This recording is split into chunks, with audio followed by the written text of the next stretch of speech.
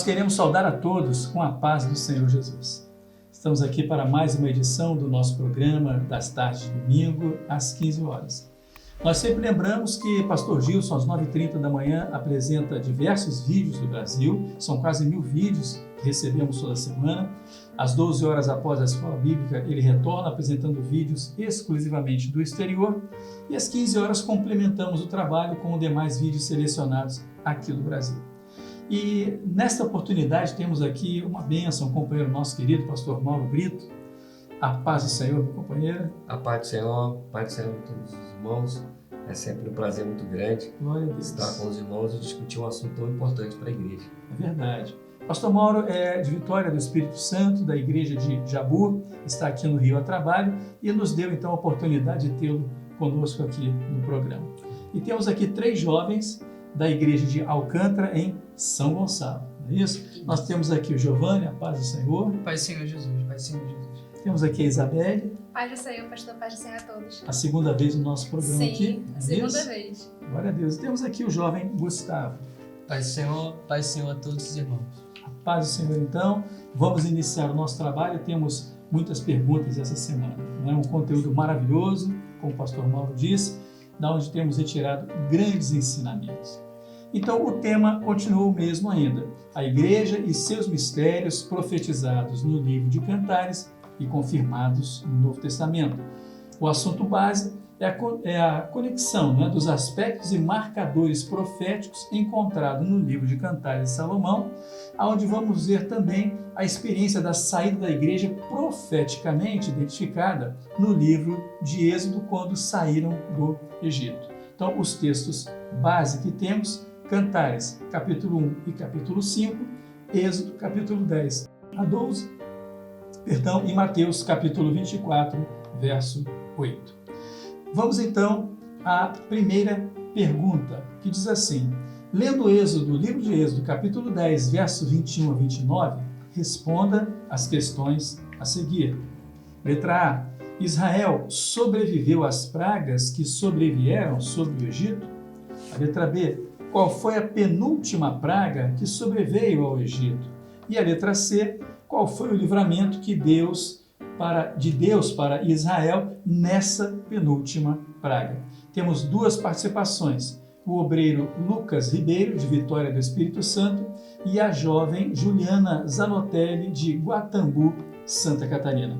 Assista com atenção. Irmãos, a paz do Senhor Jesus.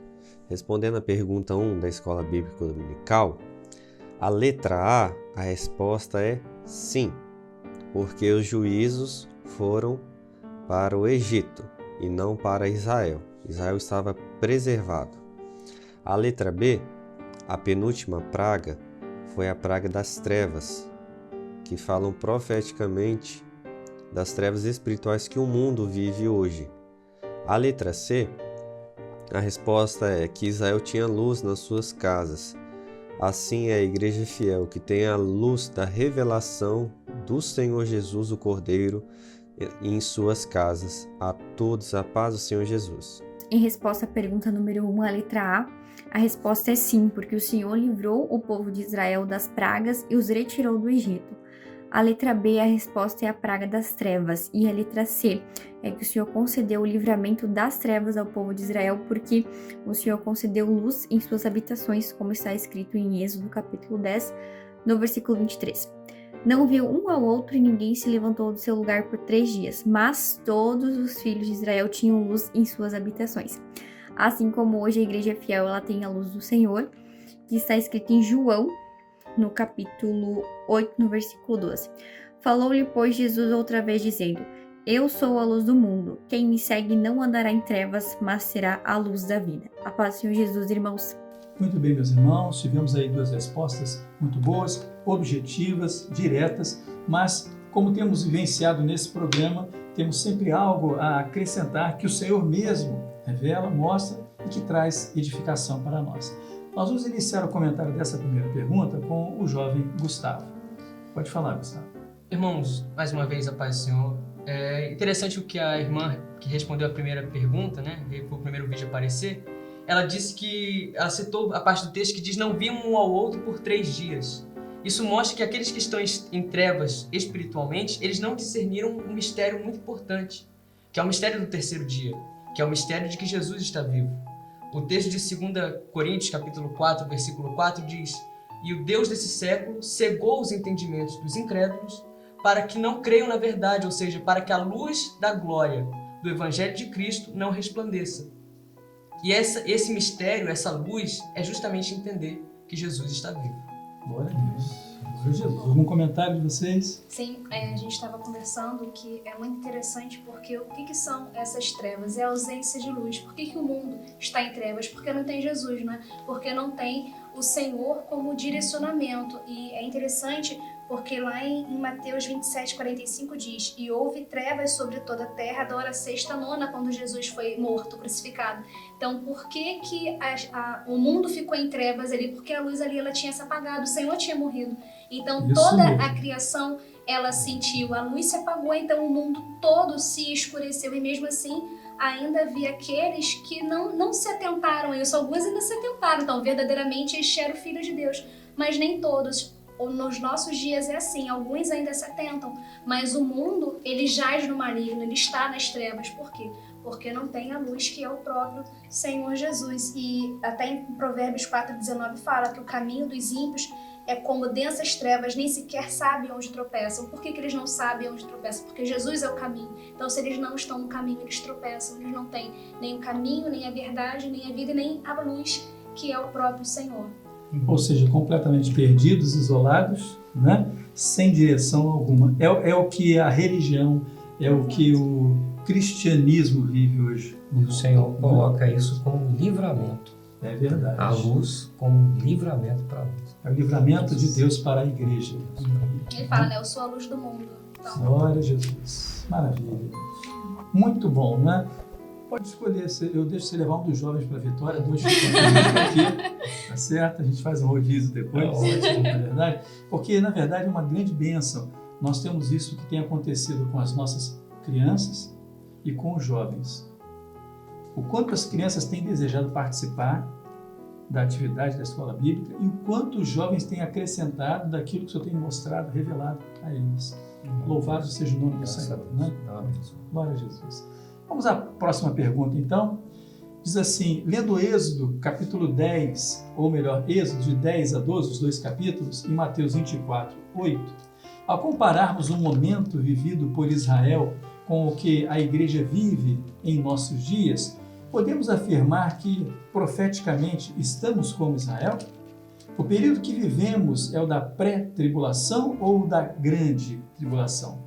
Duas participações, o jovem Thales Gomes, de Natal, Rio Grande do Norte, e a adolescente Laís Pacheco, de São Paulo, estado de São Paulo. Preste bem atenção nessas respostas. Meus irmãos, assim como Israel viveu no Egito, a última praga, e o Senhor apontou ali um livramento, que foi o Cordeiro e seu sangue, a igreja fiel, ela também vive nessa hora a pré-tribulação, onde o Senhor ele também já nos aponta um livramento e mostrando aquilo que virá sobre o mundo.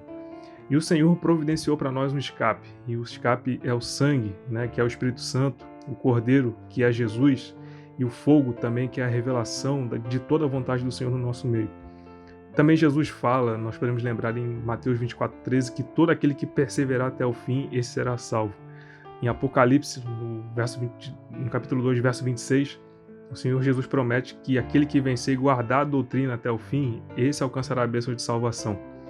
E assim como a igreja fiel, né, Israel venceu pelo sangue o período das trevas e o Egito pereceu ali no juízo, a igreja nessa hora que ela persevera na doutrina do clamor pelo sangue de Jesus e toda a doutrina que o Espírito Santo tem revelado em nosso meio, essa sim, ela será salva da hora da grande tribulação. A resposta é sim. Nós estamos vivendo o momento da pré-tribulação e estamos vendo nações contra nações, pais contra filhos, filhos contra pais, guerras e rumores de guerras, pestes, fomes, terremotos. Mas o Senhor falou para nós não nos preocuparmos, porque ainda não é o fim. Podemos confirmar isso na palavra dele, que está escrita em Mateus 24:8, que diz assim: Mas todas estas coisas são o princípio das dores. A paz do Senhor Jesus. Muito bem, meus irmãos, retornamos dos 2 vídeos apresentados. Mais uma vez, o conteúdo, a bênção do Senhor, né? Que diz a palavra do Senhor, que enriquece e não acrescenta dores, porque é o conhecimento dos mistérios que o Senhor tem descortinado para a igreja. Vamos começar então esta participação com a Isabelle. Isabelle fazendo seus comentários, por favor. Sim, eu achei interessante alguns pontos das respostas dos irmãos. A Laís mencionou, né, um dos sinais da pré-tribulação, pais contra filhos, filhos contra pais. E lá nesse mesmo capítulo de Mateus 24, nós podemos identificar vários acontecimentos nos nossos dias que apontam para isso. Fala de nação contra nação, reino contra reino, pestes, terremotos. Então, o que a gente vê nas notícias de hoje é exatamente a palavra do Senhor se cumprindo na nossa vida. E um ponto interessante também, até que o irmão falou, é do perseverar na doutrina. E a gente vê que a igreja hoje, qual é um dos marcadores proféticos? A perseguição à igreja. Se a gente for ver lá em Jeremias, ele trazia a mensagem da parte do Senhor, ele levava a parte do Senhor, e ele foi preso, ele foi perseguido, ele foi ferido, mas ele não deixou de levar a mensagem do Senhor, porque tudo isso aqui é passageiro. Jeremias, ele perseverou naquilo que ele levava da parte do Senhor, assim como a igreja fiel, ela também leva. E eu lembrei também bastante de Ruth, porque nós somos a igreja fiel e somos uma igreja gentílica, nós não somos Israel. E Ruth, ela era gentílica, ela não conhecia o Senhor, ela conheceu o Senhor através de Noemi, e ela aceita o Deus de Noemi e ela toma para ela esse Deus e ela alcança a redenção. Como? Porque ela vai até Belém, ou seja, ela vai até o lugar onde ela deveria estar para ter a salvação, e ali ela conhece Boaz. E é interessante que a palavra fala que ela obedece Noemi. A obediência é muito importante para a igreja fiel. E ela vai até os pés de Boaz perto da meia-noite. Então nós, como igreja fiel, nós estamos aos pés de Jesus nesse momento da meia-noite para alcançar o quê? A redenção.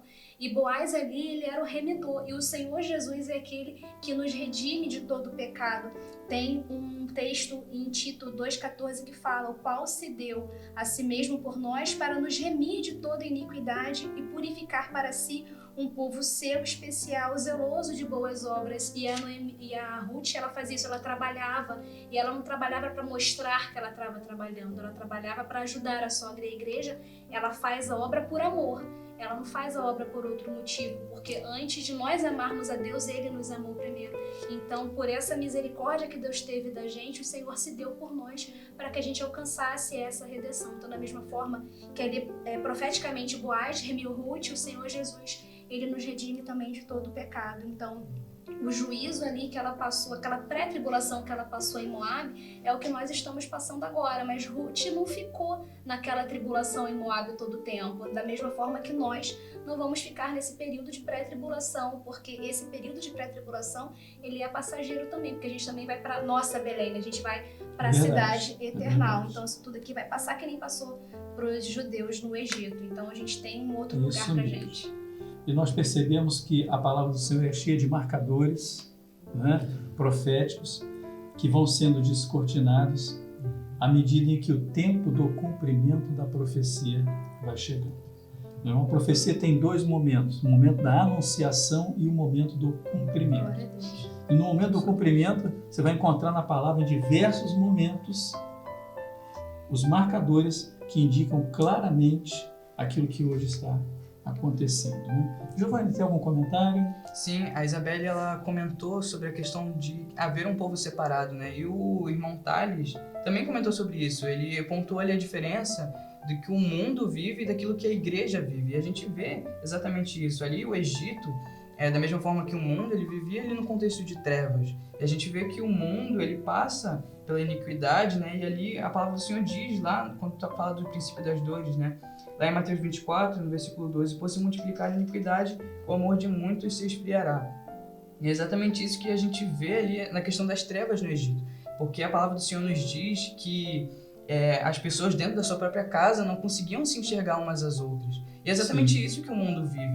O mundo, ele não consegue ter uma comunhão verdadeira, né, entre si. Mas nós vemos que aqueles que têm a luz nas suas habitações são aqueles que vivem a verdadeira comunhão, né? São aqueles que vivem o verdadeiro amor, justamente pela presença da luz que tudo revela, né, ali dentro dos lares. Muito bem. Pastor Mauro, algum comentário? Interessante, Mateus 24:8, que a irmã citou também, mas todas essas coisas são o princípio das dores. O Senhor Jesus, Ele acalanta, Ele dá para a igreja, fala, né, sobre esse momento, dizendo, olha, aguardai um pouco mais, né, como ela comentou com o Ruth, aguarda um pouco mais, né, eu estou chegando, eu vou livrar, eu vou te remir. Essas coisas são só o princípio de dores. Aguarda um pouco mais. Isso mesmo. Nossa recompensa está aí às portas, né? Amém. Algum comentário, Gustavo? Com relação a marcadores proféticos, os irmãos estão falando muito da relação do homem para com a sua família, né? E o livro de Miqueias, no capítulo 7, tem uma hora que ele fala isso: os inimigos do homem serão os da sua própria casa. Que é o que está acontecendo hoje. Um mundo sem luz, o homem ele age assim, né? E no versículo 8 ele diz o seguinte: mas ainda que o mundo ao meu redor seja trevas, o Senhor será a minha luz. E eu citei esse texto, Miqueias capítulo 7, porque no versículo 15 ele diz assim: o Senhor responde Miqueias e diz: Miqueias, eu lhe mostrarei sinais, como foi nos dias da saída da terra do Egito. Então todo o capítulo 7 de Miqueias, ele vai fazendo um anúncio de marcadores proféticos. Entre esses os inimigos do homem serão os da sua própria casa. Mas ainda que o mundo ao redor seja trevas, o Senhor será a nossa luz. E tudo isso acontecerá para que os sinais sejam feitos como foi na saída da terra do Egito. Glória a Deus. Maravilha. Muito bom. Vamos à próxima pergunta, então, de número 3, que diz: ainda referente à experiência vivida por Israel no livro de Êxodo, qual foi o escape que Deus providenciou para Israel se livrar da morte dos primogênitos? 2 participações: a jovem Aline Queiroz, de Cristalina, em Goiás, a jovem Larissa Veiga, de Divinópolis, Minas Gerais. Vamos assistir com atenção.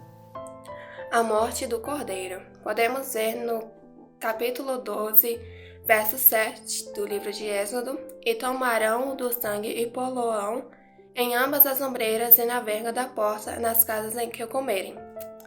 Também no verso 13: e aquele sangue vos será por sinal nas casas em que estiverdes vendo eu o sangue, passarei por cima de vós, e não haverá entre vós praga de mortalidade, para quando eu ferir a terra do Egito. Também podemos ver uma referência no verso 23: porque o Senhor passará para ferir aos egípcios, porém quando vir o sangue na verga da porta, em ambas as ombreiras, o Senhor passará aquela porta, e não deixará o destruidor entrar em vossas casas para vos ferir. A paz do Senhor Jesus. O escape providenciado por Deus para que Israel se livrasse da morte dos primogênitos foi a morte do Cordeiro, conforme está em Êxodo, capítulo 12, versículo 7. E tomarão do sangue e poloão em ambas as ombreiras e na verga da porta, e nas casas em que o comerem. As casas que tivessem em suas mesas o cordeiro e nas portas e janelas o sangue, estariam preservadas e livres da morte. Assim é a igreja fiel. Nós seremos vencedores e vitoriosos, preservados aqui neste mundo até o arrebatamento através do sangue do cordeiro. A paz do Senhor Jesus. Meus irmãos, na sequência então da participação dos integrantes da mesa, após esses 2 vídeos, vamos começar então com o Giovanni. Pode falar, Giovanni. Amém. Eu queria iniciar citando um texto que está em 1 Coríntios, no capítulo 15, o versículo 21, que diz assim: porque assim como a morte veio por um homem, também a ressurreição dos mortos veio por um homem. Assim como os irmãos responderam, a gente viu que o escape ali para o povo foi justamente a morte ali do Cordeiro. E essa morte, como os irmãos responderam, ela tipifica, ela representa ali no Novo Testamento o sacrifício do Senhor Jesus por nós ali na cruz. E que é justamente esse sacrifício, né, que hoje nos traz a salvação. O sangue que ele verteu por nós ali na cruz é o que nos traz a salvação.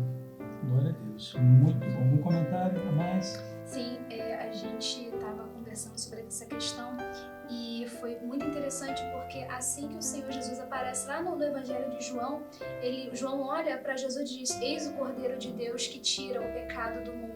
Então ali pela revelação, né, ele fala isso porque o Senhor, ele é o nosso Cordeiro realmente. E é interessante como toda a Bíblia faz referência a isso. Lá em Abraão, quando Abraão vai levar Isaac, porque o Senhor pede Isaac, e aí Isaac pergunta, pai, a lenha tá aqui, tá tudo aqui, tô preparado, cadê o cordeiro? E Abraão, ele pela fé e na obediência, ele fala, Deus proverá para si o cordeiro, e Deus proveu para nós esse cordeiro para remir, para nos salvar, não é?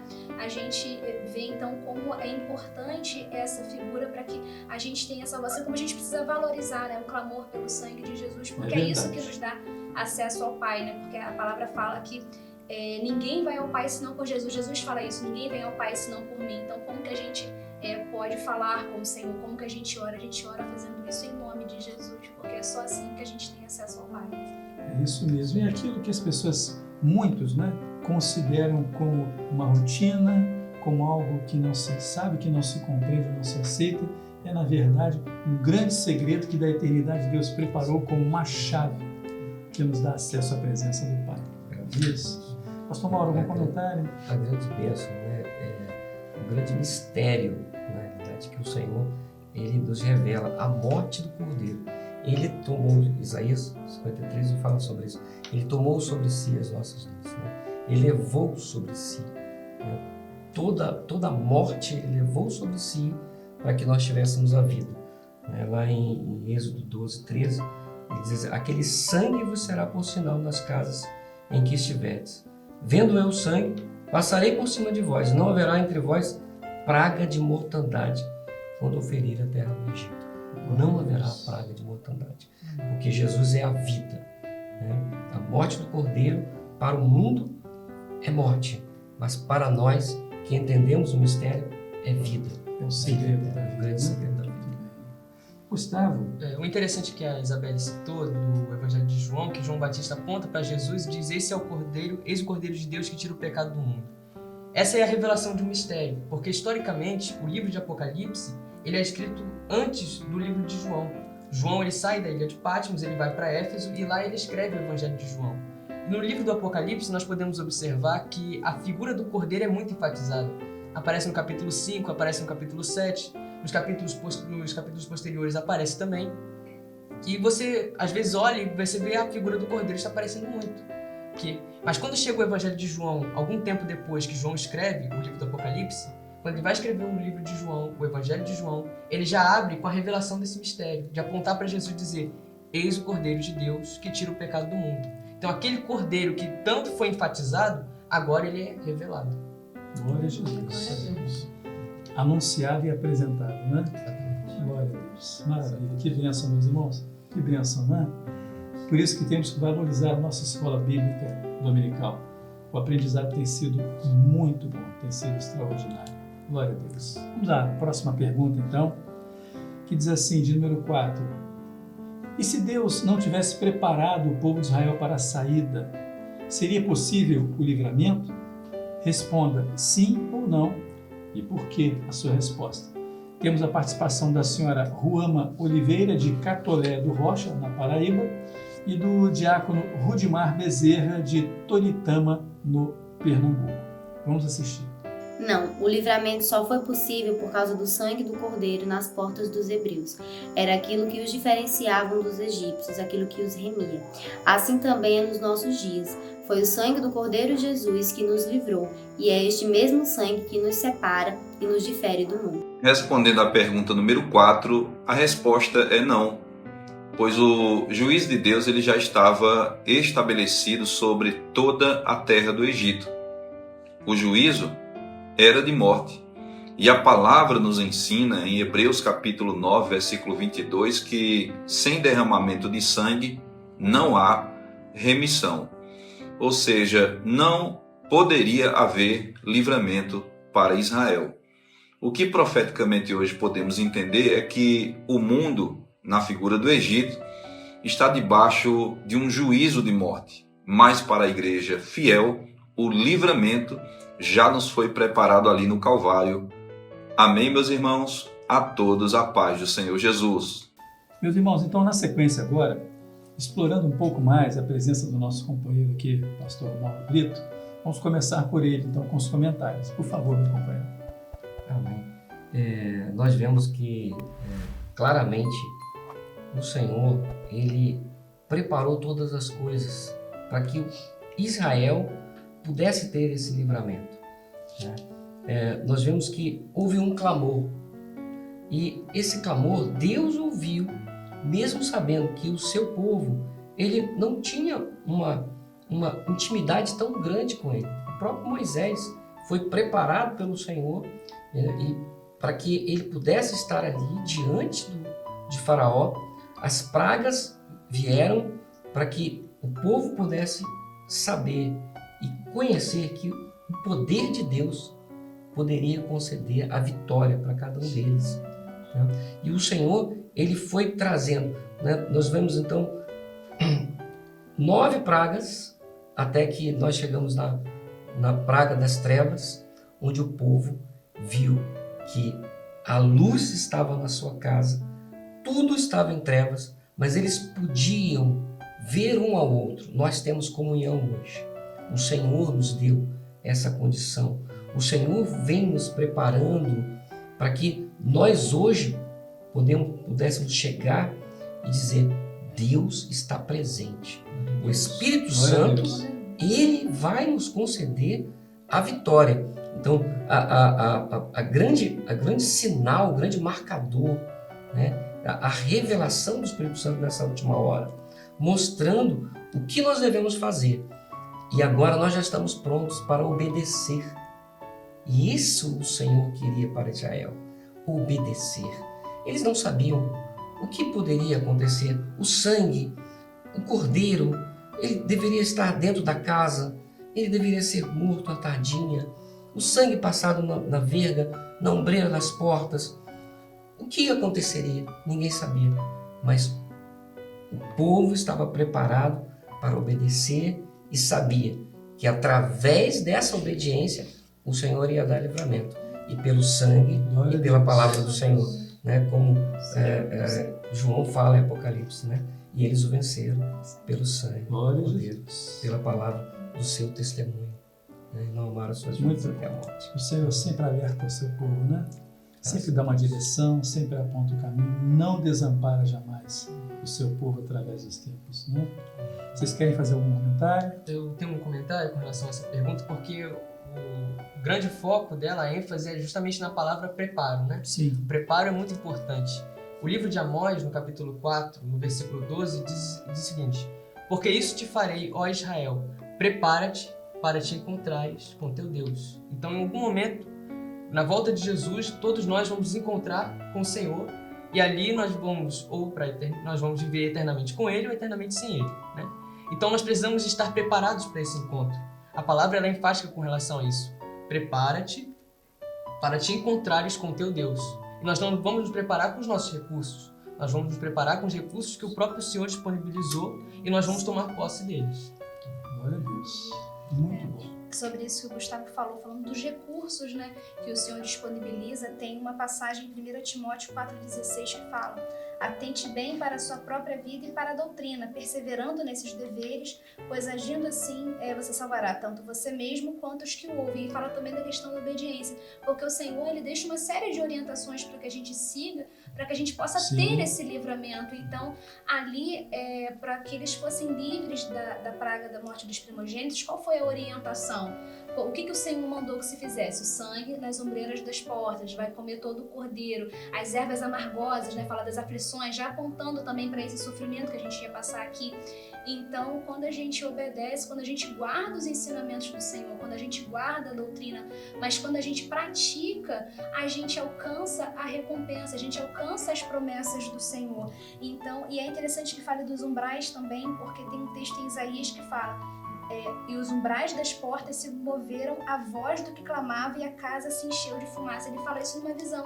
Então, quando a gente obedece aquilo que o Senhor manda, quando a gente tem esse sangue nos umbrais, que é a nossa própria vida, quando a gente tem a marca do Senhor, quando a gente testemunha do Senhor e pratica aquilo que a gente fala, a gente vai depois habitar onde? Na cidade celestial. Então, esses umbrais celestiais que Isaías viu, é aquilo que nós também veremos se nós praticarmos, que se nós obedecermos ao Senhor e se nós perseverarmos na doutrina. Tem um texto, acho que é Atos 2:42, né? E perseveraram na doutrina dos apóstolos, né? No partilhar do pão. E o que eles fizeram ali no Egito? Eles partilharam o cordeiro, os pães asmos. Então tudo isso já aponta profeticamente para esse preparo que vai nos conduzir até a terra prometida e que vai nos dar esse livramento nesse mundo aqui. E essa questão da obediência, a gente tem um texto que confirma isso, que está lá em Malaquias, no capítulo 3, o versículo 17, que diz: E eles serão meus, diz o Senhor dos Exércitos, naquele dia que farei, serão para mim particular tesouro. Poupá-los-ei como um homem poupa seu filho que o serve. E o seguinte diz: Então vereis outra vez a diferença entre o justo e o ímpio, entre o que serve a Deus e o que não serve. E exatamente o que os irmãos falaram, né? O contexto ali era um contexto de juízo que estava sobre todo o povo ali do Egito, mas que aqueles que mediante a obediência se atentaram para as recomendações do Senhor foram aqueles que alcançaram misericórdia. Glória a Deus. O detalhe do texto que você citou, que diz assim: como aquele que poupa o filho que o serve. Essa é a grande bênção, né? O diferencial é a obediência ao Senhor, obediência à voz do Espírito Santo. Não é isso? Então, a igreja vive realmente o descortinar desse mistério porque ela vive na dependência e na obediência ao Senhor. Isaac recebeu essa bênção, né? Exatamente. Retomando Isaac, porque ele não se rebelou contra Abraão quando viu que ia ser sacrificado. Então, ele foi poupado, porque o Senhor viu a obediência e teve misericórdia ali. Que coisa boa, né? Maravilha. Glória a Deus. Vamos então agora à nossa próxima pergunta, a pergunta de número 5, que diz: profeticamente, qual a importância do cordeiro para a saída do povo do Egito rumo à terra prometida? Temos mais duas participações. A jovem Rebeca Rung, de Paraupebas, do Pará, e o obreiro Patrick Teixeira, participante assíduo nosso aqui de Caetité, da Bahia. Vamos prestar bastante atenção.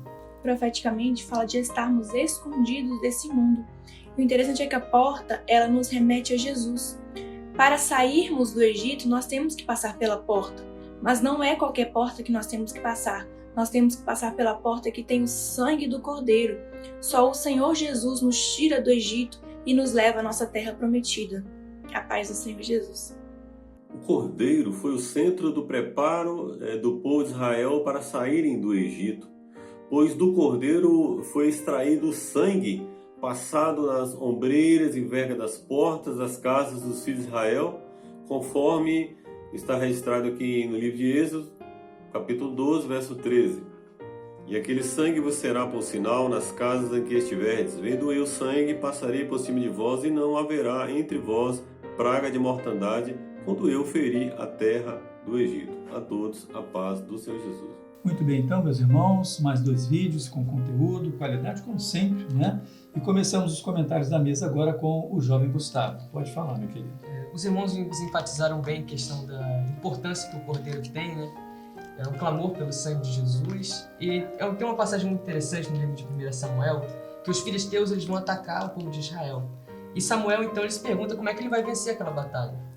E o próprio povo responde: Samuel, não cesses de clamar ao Senhor nosso Deus enquanto a batalha suceder. Enquanto estiver batalhando, você não vai parar de clamar. Mas o que é interessante é o que Samuel faz logo em seguida. Samuel pega um cordeiro e sacrifica enquanto a batalha sucede. Ou seja, o clamor de Samuel foi com sangue, e com o sangue do cordeiro presente. E quando Samuel clamava com a presença do sangue do cordeiro, Israel não batalhava. O Senhor venceu a batalha por Israel antes que o povo de Israel entrasse na batalha. Então Israel não lutou. A nossa vitória ela está no clamor pelo sangue de Jesus constante. E aí, retomando o texto que o irmão citou, né? Eles o venceram pelo sangue do cordeiro e pela palavra do seu testemunho. Glória a Jesus. Que é a lembrança constante de uma aliança. Não é uma rotina, não é um hábito, não é um costume, mas é a lembrança de que, através desta aliança, há uma vitória preparada. Mais algum comentário? O sangue, ele preservou a vida nos lares, né? Verdade. Nós oramos no mês de junho pelos nossos lares, pelos nossos familiares, mas em especial o sangue passado ali, né, que é o testemunho de que dentro daquela casa havia vida. Então o clamor, ele também fala da preservação da vida. Glória a Deus. Testemunho para os egípcios e o sinal da aliança para o Senhor. Né? Glória a Deus. Bom, Algum comentário mais? Sim, é interessante também porque como esse sangue do Cordeiro ele faz parte de um projeto, né, de salvação que o Senhor Deus fez para que nós tivéssemos de novo direito à eternidade. E lá em Isaías 53 fala que ele foi oprimido, mas não abriu a boca. Ele também, como um cordeiro, foi levado ao matador e como ovelha muda perante os seus tosqueadores, ele não abriu a boca. E depois, mais à frente, fala que ao Senhor agradou moê-lo. E por quê? Porque era o cumprimento de um projeto de salvação. Então o Senhor, ele na obediência, ele aceita ser esse cordeiro, ele aceita ser sacrificado, porque ali o que ele estava fazendo era cumprindo a vontade do Pai. Por isso ele não abre a boca e por isso ele não se rebela. Por quê? Porque por amor a nós, ele aceita aquela dor para que a gente tivesse vida. Então ele toma sobre ele, né? Porque a fala, pelas suas pisaduras nós fomos sarados. Então é maravilhoso ver esse cumprimento desse projeto por amor a nós. E que amor é esse, né? Indescritível, incomparável. Maravilhoso, né? Algum comentário seu, Irene? Sim, eu achei interessante a comparação que a irmã citou da representação que o Senhor Jesus tem como a porta. Porque a gente vê que também ali em João, no capítulo 14, no versículo 6, ali é feito também a representação do Senhor Jesus. Aí ele fala, eu sou o caminho, a verdade, a vida, ninguém vem ao Pai senão por mim. A gente vê que o Senhor é justamente o caminho que nos leva para a eternidade e que nele nós temos vida, né? E que fora dele, como ali no Egito ocorreu, houve a morte, né?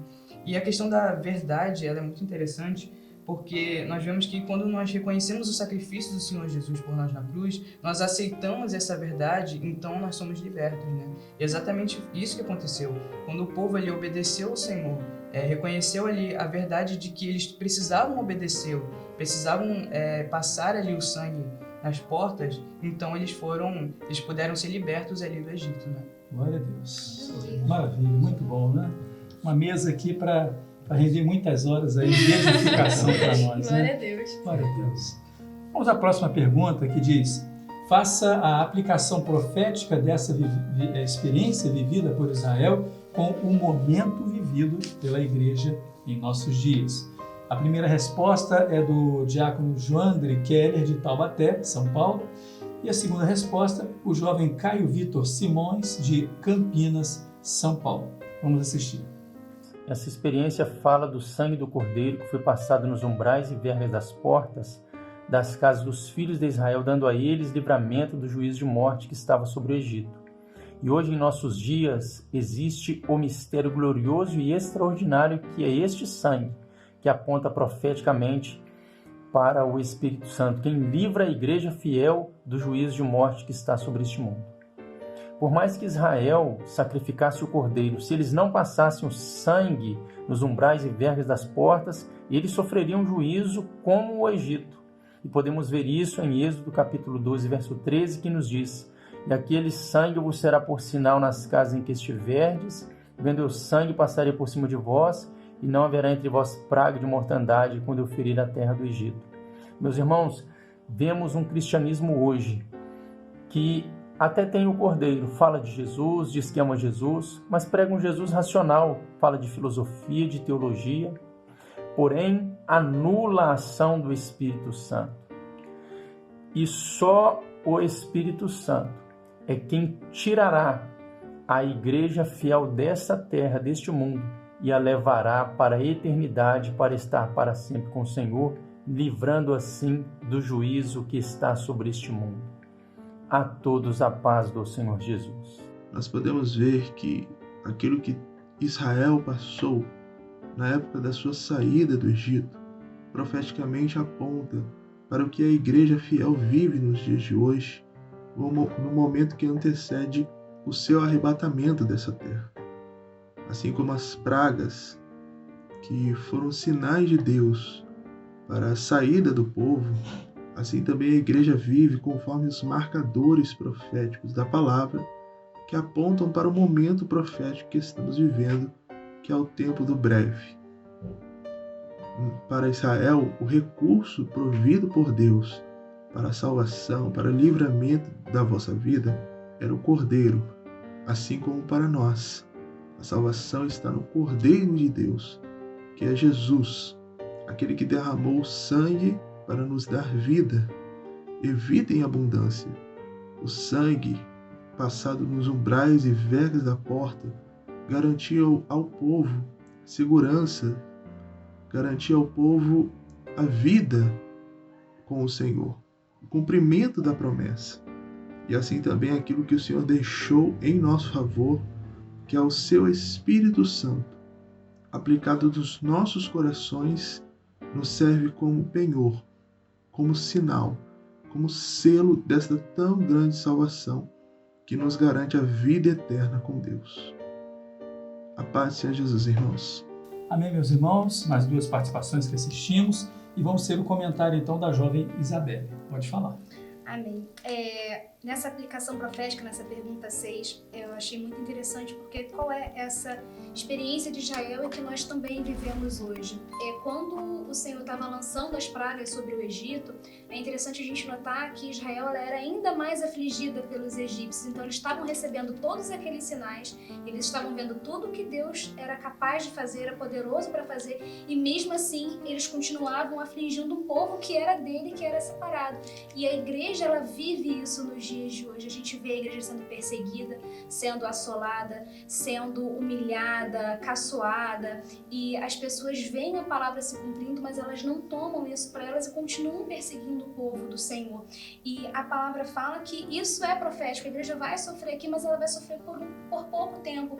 E tem uma promessa que eu acho lindíssima, no livro de Mateus, capítulo 5, que fala assim: bem-aventurados os que sofrem perseguição por causa da justiça, porque deles é o reino de Deus. Bem-aventurados sois vós, quando vos injuriarem e perseguirem, e mentindo disserem todo mal contra vós por minha causa. Exultai e alegrai-vos, porque é grande o vosso galardão no céu, porque assim perseguiram os profetas que foram antes de vós. Então, da mesma forma que os judeus foram ali muito assolados no Egito, eles sabiam que tinha uma terra prometida para eles. Então, nós podemos sofrer perseguições aqui, mas a gente sabe que a gente não pertence a esse lugar. Da mesma forma que o povo de Israel não pertencia ao Egito, nós também não pertencemos a esse mundo. E a gente caminha seguindo a luz do Senhor, seguindo a revelação, porque a gente crê na palavra, por isso a gente proclama a palavra e não deixa de falar, mesmo com essas aflições. E lá em 1 João fala: se andarmos na luz, como na luz ele está, temos comunhão uns com os outros, e o sangue de Jesus nos purifica de todo pecado. Então nós permanecemos na luz, nós continuamos lembrando do sangue de Jesus que nos purifica, porque a gente sabe para onde isso vai nos levar. O mundo não sabe para onde está indo, mas a gente, na luz da revelação, a gente sabe. É por isso que a gente suporta, porque o Senhor suportou muito mais por nós. Muito bom, é verdade. Por isso, o mundo persegue porque não vê a luz, estão cegos. Mas a igreja, ela tem o olhar direcionado do governo do Espírito Santo. Glória a Deus.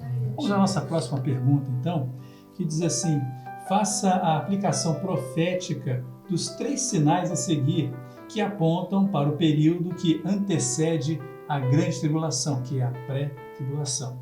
A letra A, pragas; a letra B, trevas; e a letra C, morte dos primogênitos. Quem responde é o diácono Tiago Fernandes, de Governador Valadares, Minas Gerais. Vamos assistir.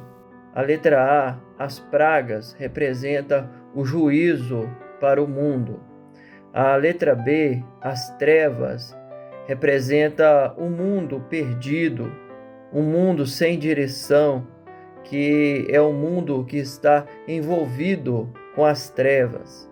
A letra C, a morte dos primogênitos, representa que o Egito, ele chorou os seus mortos após a saída de Israel. Ou seja, o choro da morte estará neste mundo após o arrebatamento da igreja. Quero deixar aqui um abraço a todos os nossos irmãos da cidade de Governador Valadares, não só o diácono Tiago, mas a todos os irmãos que têm enviado também as suas contribuições. E a participação da mesa agora vai ser com o jovem Giovanni. Pode falar. Amém. A gente vê, ali como as pragas, todas as pragas, elas, assim como os juízos, elas são consequências, da atitude ali do povo, porque eles viviam, em pecado, eles viviam ali em iniquidade, todo o povo ali do Egito. Tanto que a gente vê que o mundo, ele vive as consequências das suas atitudes. Se eles rejeitam o caminho, a verdade e a vida, o que sobra para eles é justamente isso, a morte e a escuridão, né? Porque o Senhor é a luz. Então, se eles rejeitam isso, o que lhes resta são justamente as trevas. A questão da morte dos primogênitos, ela também é muito significativa, porque dentro da cultura, principalmente judaica, né? O primogênito, ele era aquele que representava a herança que seria transmitida, né? Então, quando o primogênito ali do Egito, os primogênitos ali, o primogênito do mundo, ele morre, isso simboliza como que a herança, o futuro desse mundo é um futuro que se finda, é um futuro que se acaba, mas que o nosso futuro, né, a nossa esperança está no Senhor Jesus, que é o primogênito dentre os mortos, né, como a palavra do Senhor nos diz, lá em Colossenses, no capítulo 1, 18. E ele é o cabeça do corpo da igreja, é o princípio e o primogênito dentre os mortos, para quem tudo tem a preeminência. Então aqui a gente vê que a nossa esperança é uma esperança eterna, justamente porque está firmada no Senhor Jesus. Glória a Jesus. Pastor Mauro, algum comentário? O grande... É interessante como, falando aqui sobre a morte dos primogênitos, né, em especial, o primogênito para o Egito, para Faraó, principalmente para Faraó, simbolizava a perpetuidade da sucessão deles. E no momento em que morrem os primogênitos no Egito, cessa essa sucessão e termina ali tudo aquilo que eles estavam projetando como uma vida mais longa. Mas para Israel, a morte do Cordeiro nos fala da vida eterna. A sucessão que o Senhor nos dá vem através da morte do Cordeiro, que nos dá essa vida e abundância na eternidade com o Senhor. Veja que coisa maravilhosa, né? Em relação ao mundo, a morte do caso, como você falou, do primogênito, é o fim de todas as coisas. No projeto de Deus, a morte do primogênito é o início delas. Por quê? Porque o primogênito do mundo morreu, acabou. Não falamos isso com prazer, com alegria, claro que não. Mas, em relação ao Filho de Deus, ele está vivo. Ele ressuscitou ao terceiro dia. Então a promessa que vem sobre nós é: a morte estava com ele. Ele passou pela morte, melhor dizendo, mas nos deu a vida. Louvado seja o nome do Senhor. Glória a Jesus. Vamos à nossa próxima pergunta, então, meus queridos, que diz assim, pergunta de número 8.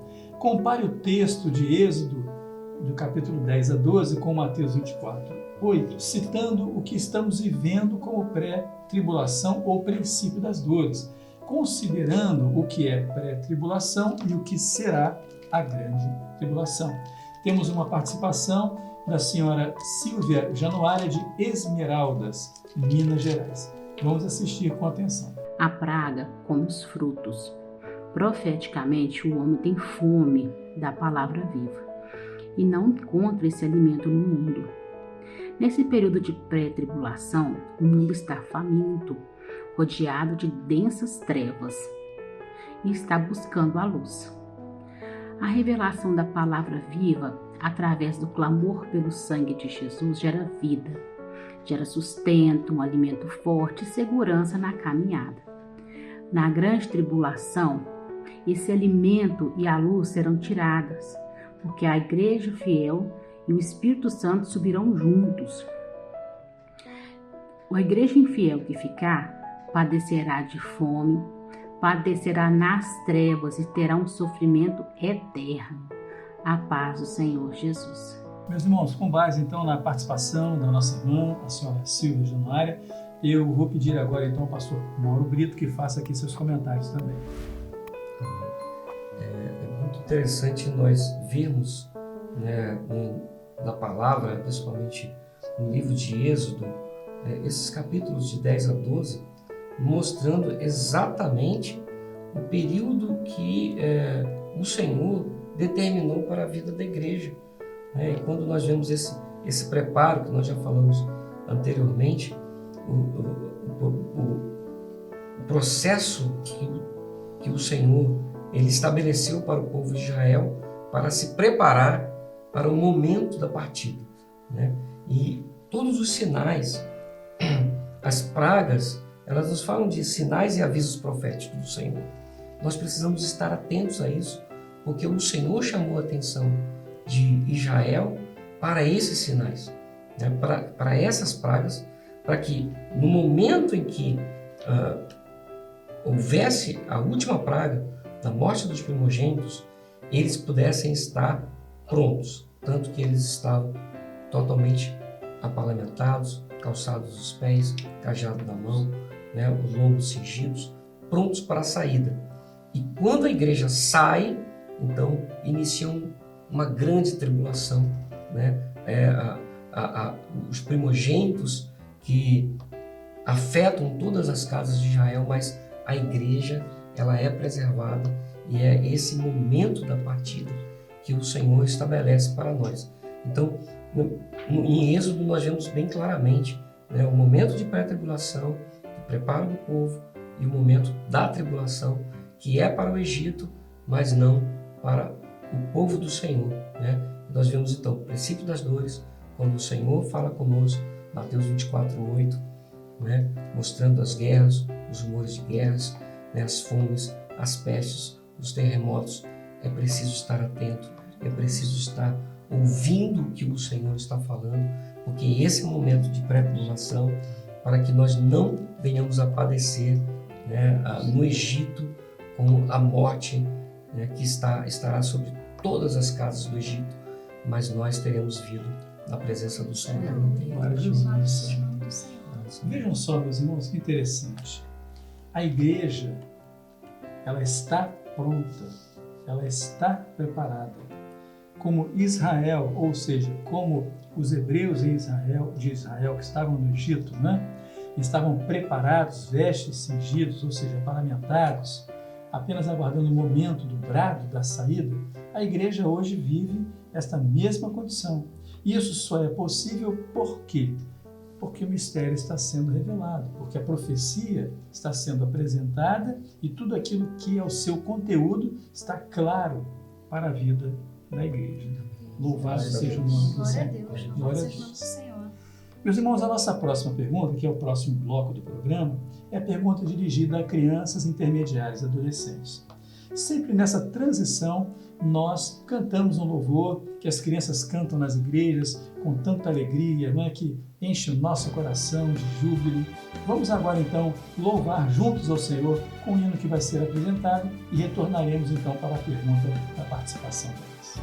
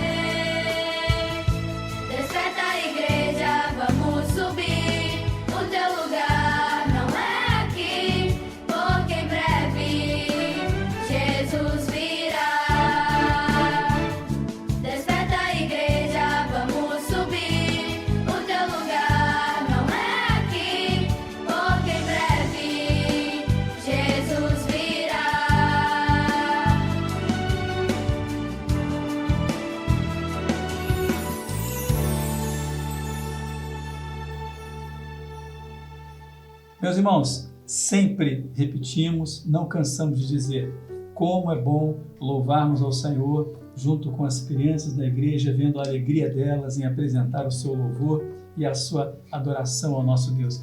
como são espontâneas. Isso é maravilhoso para nós. Vamos agora então à pergunta que é dirigida a elas. Diz assim: faça a relação entre o texto de Êxodo, capítulo 10, verso 23, com o que está escrito em Mateus, capítulo 5, verso 14, que mostram o recurso de Deus para a sua igreja. Temos as seguintes participações: a adolescente Clara Marques, de Apucarana, Paraná; a intermediária Jamile Pedro Veras, de Água Branca, Paraíba; a adolescente Laís Pacheco, de São Paulo; o intermediário José Marcos, de Juiz de Fora, Minas Gerais. Como Israel tinha luz, a Igreja Fiel tem luz, porque nós somos a luz do mundo. Êxodo 10, 23. Não viu um ao outro, e ninguém se levantou do seu lugar, por 3 dias. Mas todos os filhos de Israel tinham luz em suas habitações. Mateus capítulo 5, versículo 14. Vós sois a luz do mundo. Não se pode esconder uma cidade edifica sobre um monte. A paz seja Jesus, irmãos. Ao fazermos a relação, vemos que a luz esteve e está presente no meio do povo do Senhor, lá com Israel, na Igreja Fiel, pois somos a luz do mundo. Glória a Deus. Amém. A todos a paz de Jesus. Eu sou parte da Igreja Fiel. Eu sou luz, eu tenho luz. O Senhor conta conosco para testemunharmos e levarmos a luz para os que estão na escuridão. A paz do Senhor Jesus. Tanto no livro de Êxodo, tanto no livro de Mateus fala da luz. Jesus se revela todos os dias à Igreja Fiel. Mas quem não tem a luz anda em trevas. Mas nós somos a Igreja Fiel e nós temos a luz. Todos os dias buscamos a fé, buscamos a revelação para não perdermos essa bênção de ter a luz. A paz do Senhor Jesus a todos. Louvado seja o nome do Senhor, meus irmãos. Como nos alegramos, né? Como disse, a espontaneidade, o desejo de participarem, a integração delas, a segurança em transmitir um ensinamento que recebem na escola bíblica dominical, junto às suas professoras, grandes responsáveis para que nossas crianças estejam alcançando aquilo que o Senhor tem mostrado nesta hora. Então eu vou pedir a Isabelle, que é professora de crianças, que possa também apresentar seus comentários. Isabelle, é com você. Obrigada. É muito interessante realmente as respostas das crianças, e em Mateus 5,16, um pouquinho mais à frente, tem um versículo que fala: assim resplandeça a vossa luz diante dos homens, para que vejam as suas boas obras e glorifiquem o vosso Pai que está nos céus. Porque nós temos um testemunho para dar aqui como Igreja Fiel, né? Nós temos aqui a missão de evangelizar, de mostrar que nós temos uma vida diferente. Então nós temos um testemunho para dar de servos do Senhor, porque o Senhor resplandece a luz dele sobre nós agora aqui, mas como diz lá em Apocalipse 21, 23, a gente espera uma cidade que não necessita de sol nem de luz para que nela resplandeçam, porque a glória do Senhor, né, já tem iluminado e o Cordeiro é a sua lâmpada. Então a gente tá na luz aqui agora, mas nós ainda vamos ver uma luz de perto, né, ali pessoalmente. Nunca vista na antes, glória, né? Nunca vista antes, que vai ser na glória com o Senhor. Glória a Jesus. Que bênção maravilhosa, né? É termos essa certeza, não é uma esperança, é uma certeza. Basta permanecermos fiéis no caminho. Amém. Beleza? Glória a Deus. Alguns avisos aqui antes de nos despedirmos da mesa. Grave o seu vídeo e envie a sua participação, ela é muito importante. Se inscreva no nosso canal no YouTube e aperte o sinal para que você receba as notificações, né?